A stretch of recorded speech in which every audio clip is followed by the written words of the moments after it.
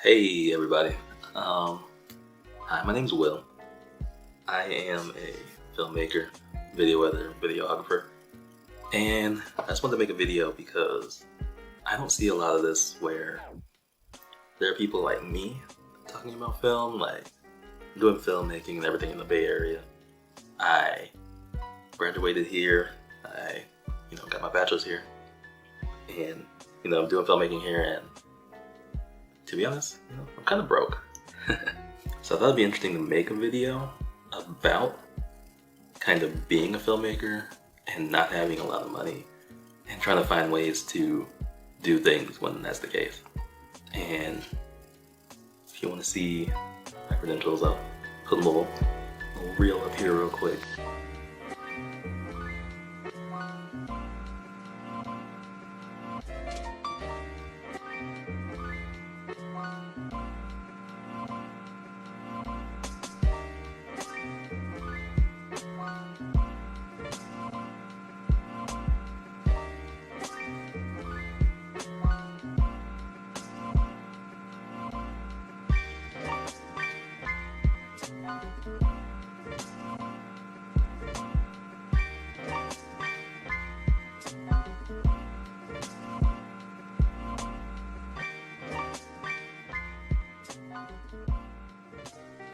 I just think there's a lot of people out there who, they want to get into filmmaking or they have gotten into filmmaking and they're trying to figure things out, oh, what gear should I get?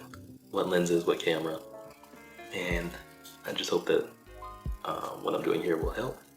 Because I know that sometimes it can be overwhelming. You're watching like these videos of guys with like big ass rigs and like $5,000 cameras and all that stuff, and you're like, oh my god, I can't afford that. But you don't necessarily need that stuff right away in order to do things. And that's the kind of thing that I had to tell myself. So I'm hoping that if this video helps anybody, if it helps even one person, that would be amazing. So yeah, if you enjoy this, hit the like button, subscribe, all that stuff. And I would love to make more of these because I know that these are the kind of videos I needed when I was starting off. So let's get started. First off, my camera that I use a Panasonic Lumix G7. And I got that on Adobe, I believe. Yes, on Adobe. And it wasn't just a camera, it was like a bundle, and I'm not sure if it's available anymore because it's kind of an older camera, so they probably moved on to the next Lumix, or different Lumix. It was like a good bundle where I got a mic, and I'm using the Lumix right now, right here with the setup with the mic that it came with and everything.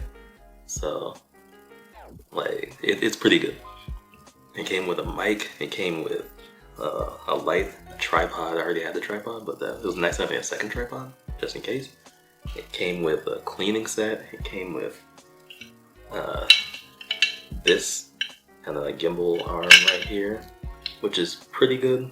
I would like to upgrade to, one of the 6-axis gimbals soon, but this works pretty well. You can put like a mic or a monitor or something up here. Like it's pretty good. So if you can find a good bundle like that, I think it cost me a little bit less than like 700, maybe like 600 something.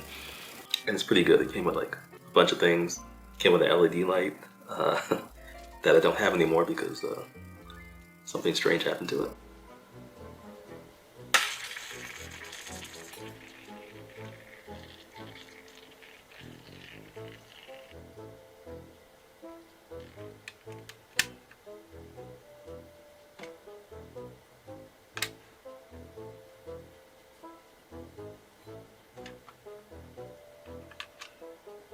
Bro, one of the batteries exploded. What the hell? Oh god. But yeah, it was a good bundle. It had everything that I needed to start off. And I needed to upgrade my camera at the time. I had like a 10-year-old camera. So I was like, let me get one that I can do full HD, I can do slow-mo, I can do 4K. And it's a good camera. It's still a good camera. As you can see when I put my reel up, like you can get some good things even if it's not like a $1,000 camera or whatever. I got this camera slider right here, and I think this cost me around maybe $50. And just note that all this gear that I've gotten over a period of, it's been like a few years now. Like got my camera in 2020, and then I've slowly been building my gear collection up, so And it's just like when I can afford it and when I find a good deal. This camera slider is pretty good. You know, you can just like unlock it and then there it goes. Like, it's nice, it's cool. You know, I appreciate it. It's good. And I was able to get some smooth video on some things recently. I could post up something right here.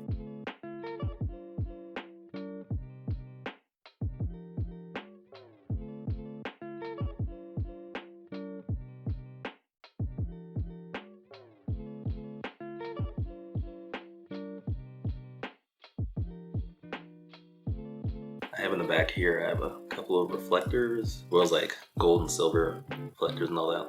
And I got those at Best Buy on sale for less than $70. And I think the original price of it was like, I want to say like 150 or something like that. So that's something you definitely need to do, is like look out for sales on something like that. And then I also have a foldable green screen, and as well as the reflectors and everything, those also fold up. And there's like 5 different reflectors and everything in there, and like light diffractors. So that's really very useful. I got a foldable green screen. That was actually a gift from somebody. But before I was using that, I was actually using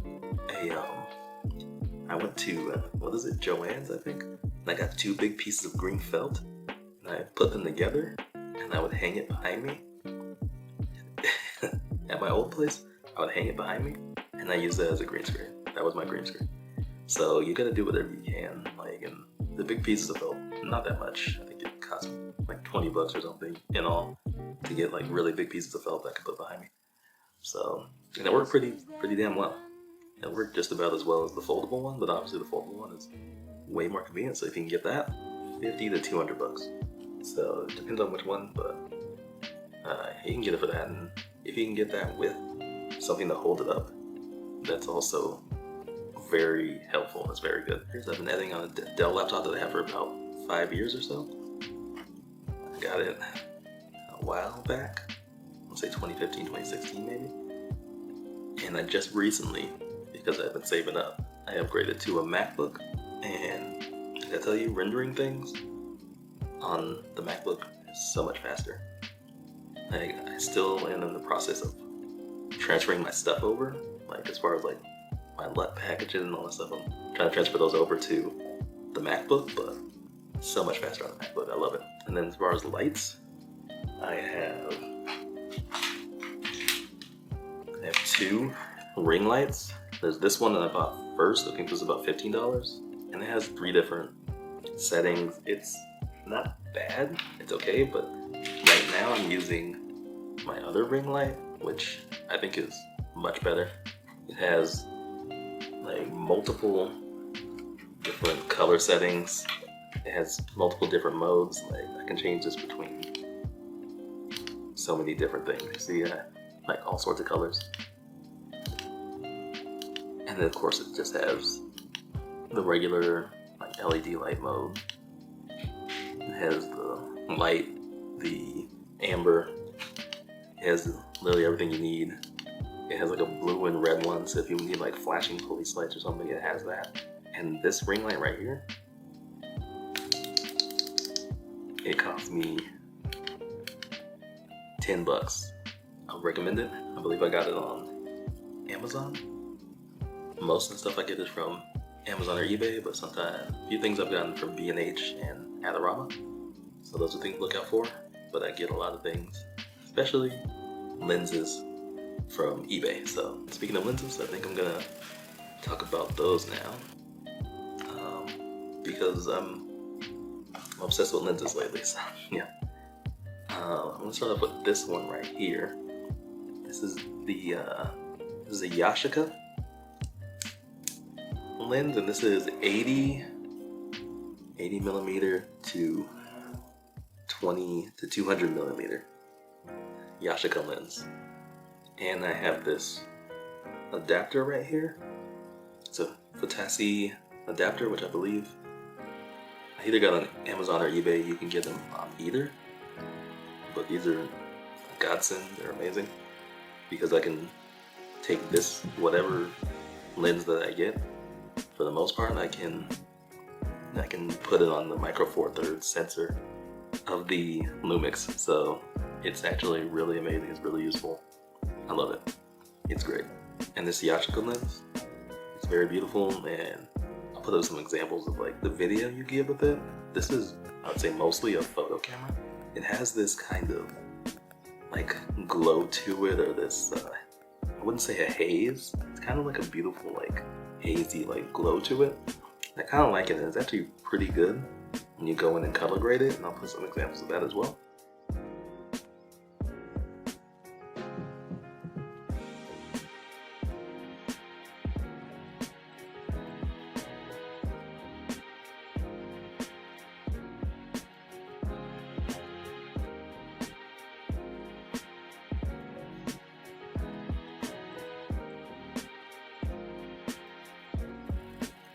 Like, it looks pretty good, and I've used this a few times, but it's definitely very situational.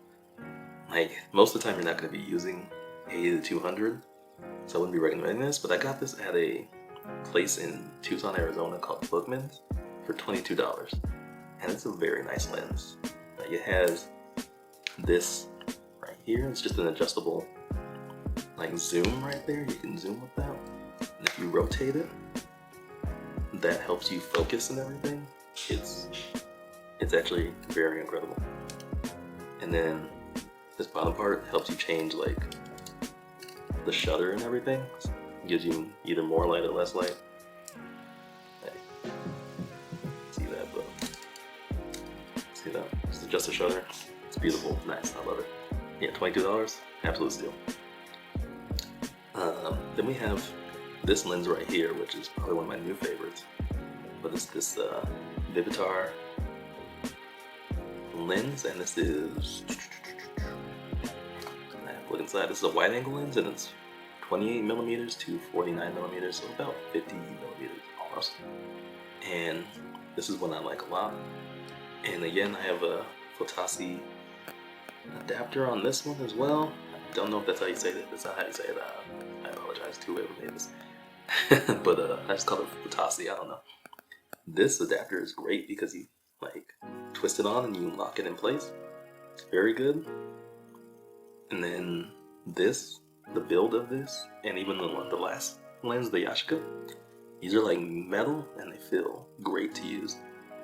You have this front ring right here that allows you to kind of hold focus in and out, and it's not too loud, which I like. Some lenses have very clicky, clunky, kind of like focusing. So it's nice that this is smooth. This is very nice, and it gives a nice weight to the Lumix because the Lumix is kind of light. So I like this very much. The Yashica, it's a little bit too heavy. So yeah, but you get some very good like video with this. It's a wide angle lens and everything. It's very nice. I like it so far. I haven't used it that much, but I have a few examples, so I'll throw those up there.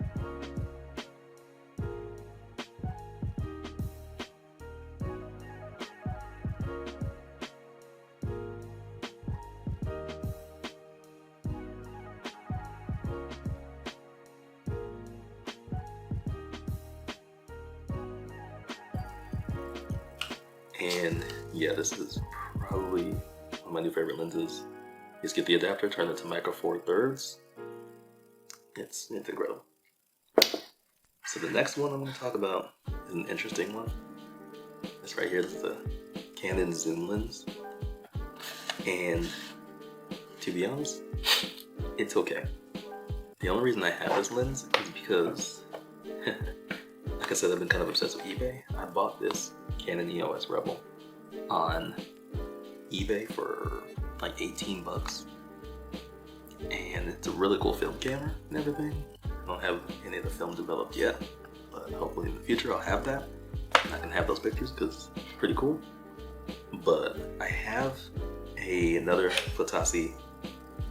This is from EF to M4.3 adapter. So I'm like, let me try this on the Lumix.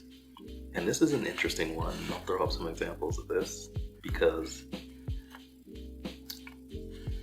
it doesn't really work on a 4K camera that well. It's definitely meant for an old film camera, which is what the Canon EOS Rebel is. So the picture's definitely very blurry, it's very fuzzy. In certain situations, it can look okay. For the most part, it's a little weird. I actually noticed that it's better when you put it on full HD, it's got a little bit more detail, and if you lower the ISO and it's more of like a dark situation, this actually looks better in those situations. I can see this being extremely situational, that maybe you can get some interesting video with this, but for the most part, this is for the EOS Rebel, like it's just to take some film pictures. And it's a little bit old, it's got, you know, some scuff marks and everything, but it's fine. It's funny, I bought this camera for 18 bucks and people were selling this lens by itself for about 30 bucks. So basically I got a camera and a lens for less than people were selling this lens for. So it's fine. It's not my favorite lens, but it's interesting. Like, it's fine. Okay, so next up, I'm gonna talk about these two lenses. These are the Fujian, I think that's how you say it, Fujian lenses. They're very small. Like if you look at these next to something like the Vivitar, and especially next to like the Yashica, like really small lenses, and they actually take an adapter like this. The beauty of these lenses is that these are both about 30 bucks, and one of them actually came with an entire bag full of adapters, so you can adapt these lenses to anything. You can get them on Amazon or eBay, and you can adapt these lenses to anything. Like, it's incredible. And the video on these is actually, like when you take the video with these, it's actually pretty good. And something that I really love about these, like the build quality, is actually very good. These are metal rings, it feels good, and this shutter in here is actually quite nice. You can just see the way that opens and closes. Like, those shutters are nice. It's actually pretty good. And everything, it's just like the small size doesn't add much weight to the Lumix, which is already pretty light. And, you know, stabilization, it's not great. I can, of course, can put it on this and everything, but, you know, they're not like a go-to lens, but they're good. Like, this one is 50mm, and this one is 35. This one's 35mm, so pretty good. The other thing about these is they come with this little lens cap right here, which is kind of easy to lose. It's not secure on there like the Yashica and the Vivitar. This one didn't even come with a lens cap, but this one had a lens cap, but I lost it. I have no idea where the hell it went, and yeah, I don't know. But yeah, that's something to look out for. And this one, I noticed now, kind of has a weird ring on it when I take video, so I don't know. It's nice for the price, like it's decent, but it's not gonna replace like real, you know, bigger, nicer lenses, but it's pretty good. And then of course, on the Lumix right now, I have the one that comes with it. It's the G Vario, and that one is 14mm to 42mm, and it's pretty much a go-to lens. It can do everything. It's very good for, you know, if you need to vlog or anything like that, it's very good for that. It's pretty good for action, everything just going out there, and obviously it's made for the Lumix, so you can use all the features. You can, you know, like I can autofocus with it and everything. If I want to manual focus, whatever you want. Like, it's a good little lens. It's nice. The build of it, it's mostly plastic, but otherwise it's a pretty nice build. Yeah, it's good for most things that you need to do with this and everything. So yeah, I think it's a very good camera, a very good video, and a very good lens. And it's pretty much like this one, the Vivitar, and the Lumix. Those are go-to lenses right there. Obviously, at one point I would love to upgrade to some prime lenses or some nicer zoom lenses at one point, and I will. But you know, obviously you gotta save up money, you gotta make more, and I'm fine with that, you know. Oh, and there's one other thing I want to talk about. So I've been looking into getting a monitor and everything, but something that you can do that I didn't realize until I looked it up and I found out. is that you can actually use an iPhone as a camera monitor. And as you see right there, that's kind of just my phone, and it's you can see it on there. It's like an endless thing. But yeah, it's actually really cool. You can use the iPhone as a camera monitor, and it's not bad. There's a Panasonic app specifically for Lumix. I'm sure that other cameras have different apps and everything that you can connect to. You just connect to the Wi-Fi, and you're able to use it as a monitor. And I think there's another app on, I'm not sure if it's on Android, but I know it's on iPhones. I think it's called View Monitor, and it gives you like a full screen view and everything, so it's a little bit better in terms of that, and it has more features. But you do have to pay for it. It's like $20, so it's not terrible. And it's definitely less than getting an actual like monitor, which can be, I don't know, like $100 to $200. So it depends on what your needs are, but if you want to use your iPhone as a monitor, you can absolutely do that. So yeah, it's been pretty useful so far. I use it on this video. I've used it before, so it's not bad. You can do some simple things, control it from your iPhone, and it's pretty good. So yeah, it's not bad. And I also wanted to bring up that I never had an iPhone, right? So this is the first year that I've had an iPhone, right? And this is actually a pretty good kind of like second camera. The cameras on these are pretty good. It shoots in 4K, it shoots in slow-mo. So sometimes you can get some decent shots with an iPhone. I know sometimes people will be like, oh, I kind of want to get a second camera, this and that. Sometimes if you already have an iPhone, or even like a nice Samsung or something like that, Google Pixel phone, you can probably get some good videos with those, and they have decent features. And I know the iPhone 13 just came out. I was gifted this iPhone by somebody. I don't know exactly how much it was. I think it was a little bit less than usual, like 500 or 600 or something like that. But yeah, it's pretty good for getting like some extra shots if you need.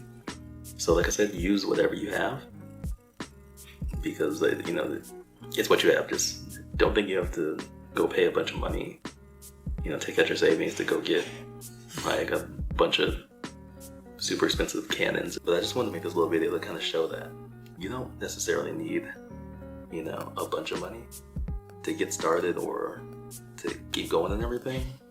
As far as film goes, like, you just need to get what you can and work with it.